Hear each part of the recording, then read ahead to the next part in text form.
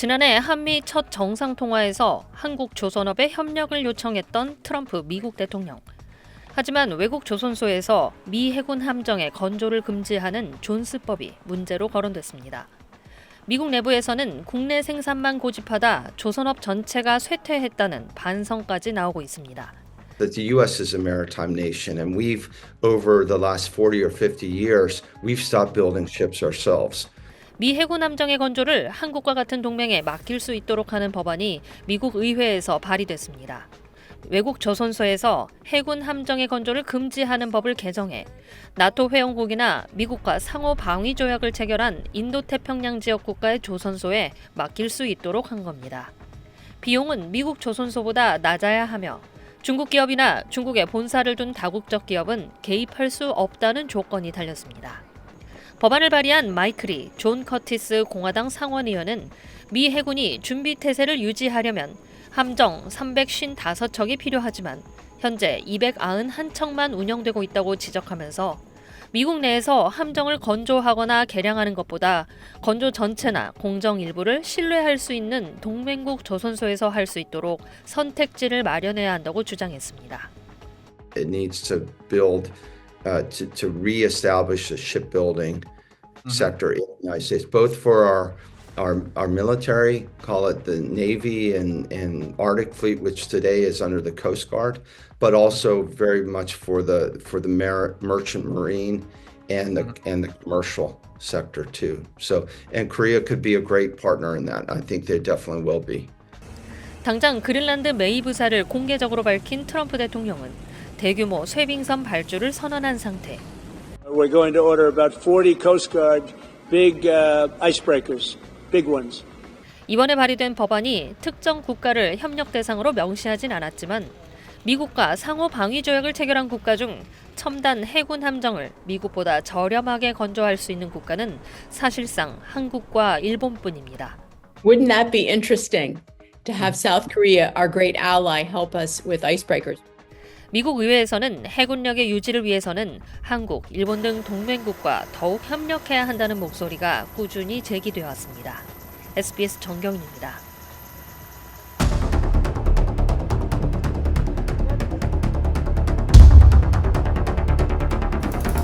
The U.S. will take over the Gaza Strip, and we will do a job with it too.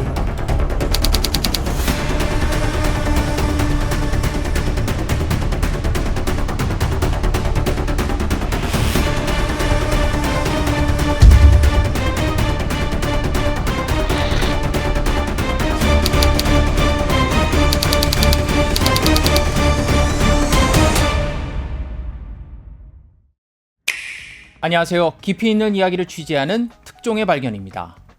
트럼프 대통령이 가장 눈독을 들이고 있는 곳이 바로 그린란드입니다. 아메리카 대륙에서 가장 북극과 가까운 곳에 위치한 곳인데 트럼프가 이곳을 미국 영토로 만들겠다는 의지를 강력하게 표현하고 있습니다. 도대체 트럼프는 왜 이곳을 원하는 것일까요?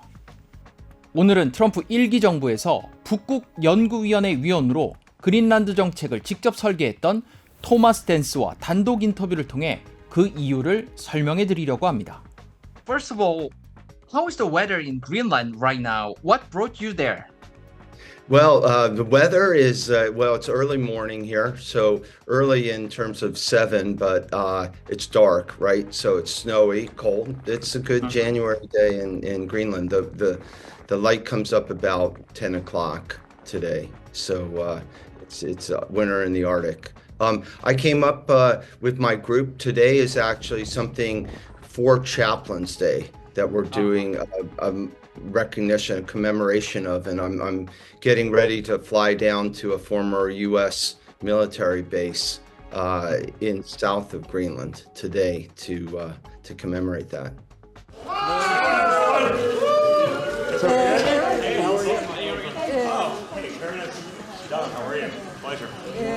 Donald Trump Jr.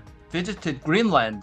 What role did you play in this? Side of it, I have a group, American Daybreak, which I run, and we work on U.S. Greenlandic relations and building understanding and helping people remember the history.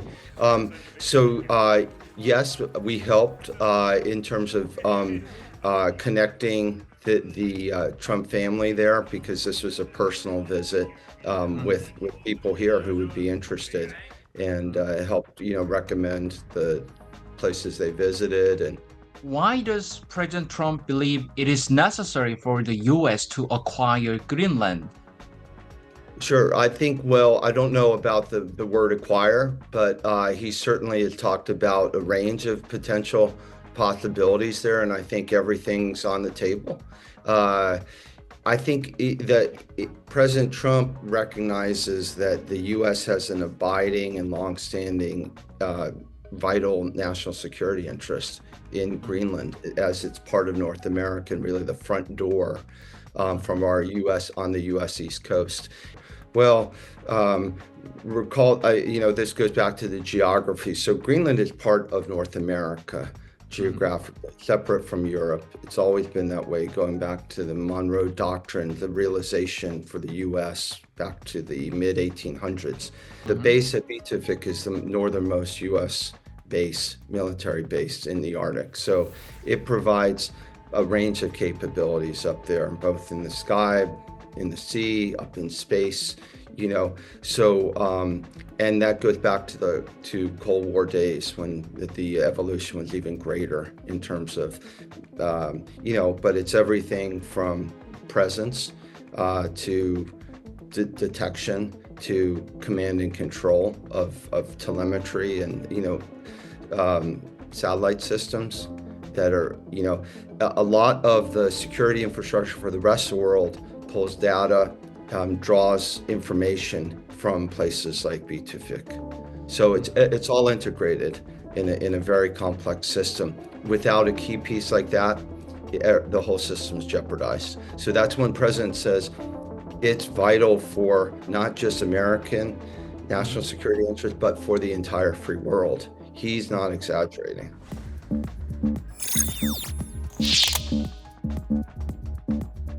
You are not going to use military or economic coercion. No, I can't assure you on either of those two. But I can say this, we need them for economic security. Do you think he would consider using military forces to annex Greenland? I don't. I think some of this is at the far end of hypotheticals. I think that, attacking Greenland is nonsensical and on its face, because it's the United States that defends Greenland in the first place. So we're here. In fact, I would say the opposite. If we weren't here and we hadn't been here continuously from May 1940, way before we were even in World War II. Remember, we didn't enter World War II until December 8th or December 9th rather of 1941. But Denmark fell to the Nazis on April 9th of 1940, and the U.S. responded immediately. Within 3 weeks, we had presence here, and we were defending the island. So we've never left. 미국에게는 지구 어느 나라도 극복하기 어려운 무력이라는 게 존재합니다. 그래서 미국이 사용할 수 있는 또는 사용할 수 있다고 으르렁거리는 것만으로도 무서운 효과를 가질 수 있는 그런 힘이 있는 것이죠. And so I think Denmark realizes that it hasn't performed over the years to make Greenland secure. It's kind of free-riding, if you will, on the U.S. umbrella. But we've gotten to a point where changes have occurred. Things have, the Russia conflict, the Ukraine-Russia war has jeopardized, U.S. security within the Arctic here. But also the evolving, changes in the climate, opening up new maritime routes and, a lot of potential contest for these routes coming from not just Russia, but China. That's the real kind of pacing threat. So we have to be eyes wide open about this. Today in Greenland, you could have what's really the largest war in Europe since World War II. The Danes nominally protecting Greenland, but with 4 patrol ships, which are over 30 years old, a few helicopters and dog sled patrols. That just, unfortunately, that is just not serious. All right.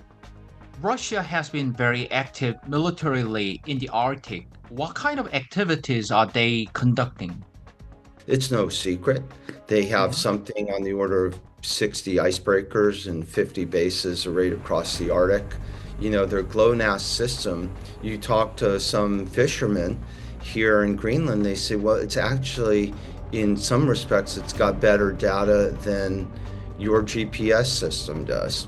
So, you know, there's a lot of data gathering. There's a lot of bathymetry, you know, measurements, studying that they've done that they have the benefit of. You know, clearly on our other coast, Alaska, they've been pretty, you know, I would say a little bit aggressive in terms of showing up and you know, making themselves present. The U.S. needs to answer that, and we actually don't need to just play catch up. We need to you know, assert ourselves a little bit. We have, if the Russians have 60 icebreakers, we have what I would say is 1.5. And I say a half icebreaker because it only works half the time. And remember, we need to cover not just the Arctic, but the Antarctic with that you know, very limited resources. So we're in the process of building ships. They've been ordered, but this is part of what, you know, was a lackadaisical approach under the Biden administration that the Trump administration has picked up where it left off, but it does so at a full sprint.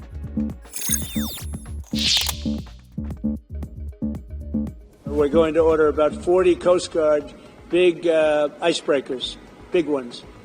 And all of a sudden, Canada wants a piece of the deal. They say, why are we doing that? I mean, I like doing that if they're a state, but I don't like doing that if they're a nation. Also, they've been very nasty to us on trade. In terms of icebreakers, President Trump recently announced plan to acquire 40 icebreakers. South Korea has world-class shipbuilding capabilities, especially in high-quality icebreakers. Do you think there is a way for South Korea to assist the U.S. in this sector? Absolutely. Korea are fantastic shipbuilders, and that can be deployed into, you know, any number of classes. So ice-capable vessels, icebreakers, that's a part of the conversation we'd have. Of course, part of what we have to recognize is that the U.S. is a maritime nation, and we've, over the last 40 or 50 years, we've stopped building ships ourselves. So what we're really looking for as well is for the countries where we've outsourced this to kind of come back and help reestablish building in the United States. So we value the Koreans coming over as well and investing in the U.S. capabilities here. So I think there's partnership both ways. It needs to build to reestablish the shipbuilding sector in the United States, both for our military, call it the Navy and Arctic Fleet, which today is under the Coast Guard, but also very much for the merchant marine and the commercial sector too. So, and Korea could be a great partner in that. I think they definitely will be. 당장 그린란드를 미국이 접수한다 또는 다른 상황이 벌어진다 했을 때 우리는 자명하게 예측할 수 있는 것은 지금보다 훨씬 더 많은 쇄빙선이 필요할 거다. 그런 선박을 건조할 수 있는 기술은 전 지구에서 대한민국이 유일한 국가인 경우도 많아요. 미국 입장에서는 그런 쇄빙선 기술이 러시아나 다른 나라에 비해서 상당히 떨어지는 것이 현실적인 것이고요. 또 그런 것들을 만회하기 위해서 동맹국에게 요청을 할 수밖에 없을 것입니다. 그 중에서도 한국이 으뜸이다라고 생각할 수밖에 없을 거예요. The Arctic shipping route is expected to significantly shorten global trade routes. How does the U.S. assess its importance? Very important. very important, crucial. You know, the other geography that you see, and this is why I think President Trump's team is so phenomenal, and they understand it's not, there are many piece parts. Greenland's one. When we talk about making America great again, we look at what made America great in the first place. We were a maritime nation. We were one that had its vessels sailed the world, right? We traded since our very first days, even as a British colony. Today, we've got a $200+ billion blue water navy that keeps the world safe, sea lanes safe, and we aggressively protect them. But we have no merchant marine. We have hardly any U.S. flag vessels. There are claims that if the U.S. acquires Greenland and develops Arctic shipping routes, South Korea's major ports could play a crucial role. Do you agree? I think so. Look, this is tying the U.S. East Coast market on closer to Asia. Is something that's going to benefit both parties. So eventually we have to recognize that, traffic can't move across Arctic waterways and faster paths to Asia. 중국이나 한국이나 일본에서 유럽으로 물건을 보낸다고 했을 때 우리가 감내해야 되는 여러 가지 비용과 에너지들을 계산해 보면 이건 뭐 비교할 수가 없을 정도로 북극 항로가 빠릅니다. 그리고 또 한 가지는 소말리아나 말라카 해협에 이렇게 있는 해적들이 북극 항로에는 없겠죠. 이 기존의 항로는 적도를 지나야 되기 때문에 물건이 훼손되거나 손상되는 경우가 상당히 많습니다. 근데 북극 항로는 자연스러운 냉동실이기 때문에 그런 위험이 상당히 줄죠.